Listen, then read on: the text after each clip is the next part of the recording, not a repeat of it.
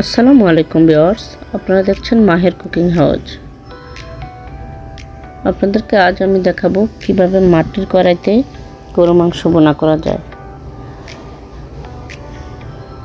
মাটির কড়াই এই গরু মাংসের ভুনাটা কিন্তু খুবই স্পেশাল এবং খেতেও একটু অন্যরকম স্বাদ। তো এটার জন্য আমি নিয়েছি, প্রথমে আমি দিয়ে দিলাম কড়াইতে তেল, তারপর আমি দিয়ে দিলাম পেঁয়াজ কুচি দিয়ে কিছুক্ষণ আমি নেড়ে চেড়ে পেঁয়াজ কুচিটা একটু বাদামি হয়ে গেলে আমি দিয়ে দেব এখানে এলাচ এবং দারুচিনি, আর দিয়ে দেব লবঙ্গ। তারপর আমি দিয়ে দিব 2 টেবিল চামচ রসুন বাটা, 2 টেবিল চামচ আদা বাটা। তারপর দিয়ে দিব আমি পরিমাণ মতো লবণ। এগুলোকে মিক্সড করে আমি দিয়ে দিব 2 টেবিল চামচ হলুদের গুঁড়া এবং 2 টেবিল চামচ মরিচের গুঁড়া।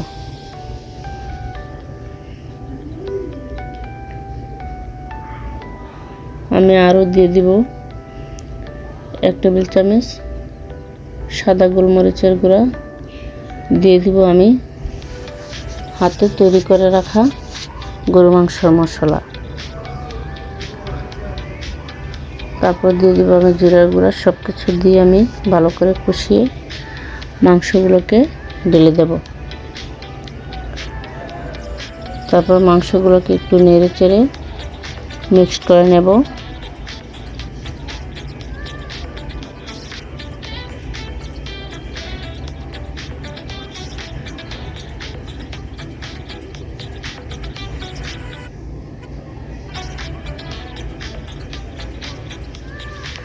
তারপর আমি দিয়ে দিব 1 কাপ পরিমাণ পেঁয়াজ কুচিগুলো দিয়েও আমি ভালোভাবে নেড়ে চেড়ে দেব।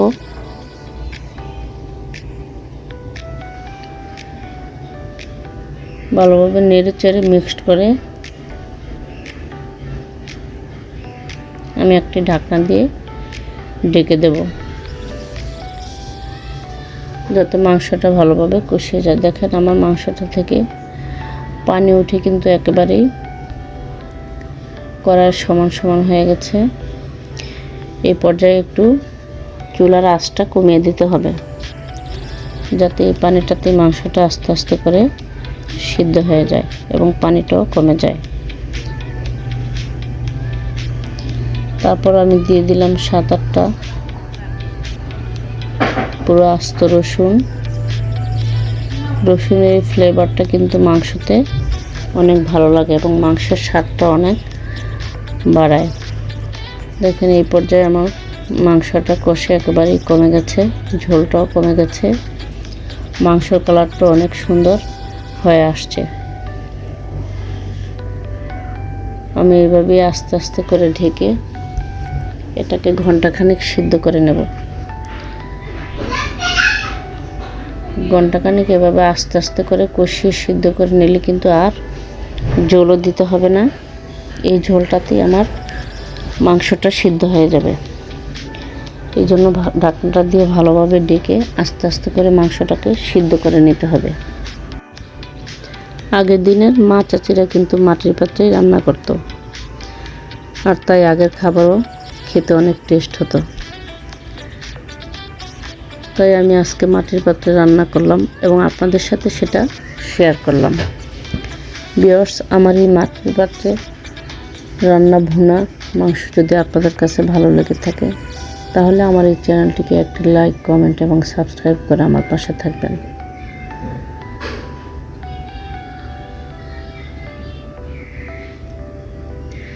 দেখেন আমার এই ভুনা মাংস কিন্তু হয়ে গেছে,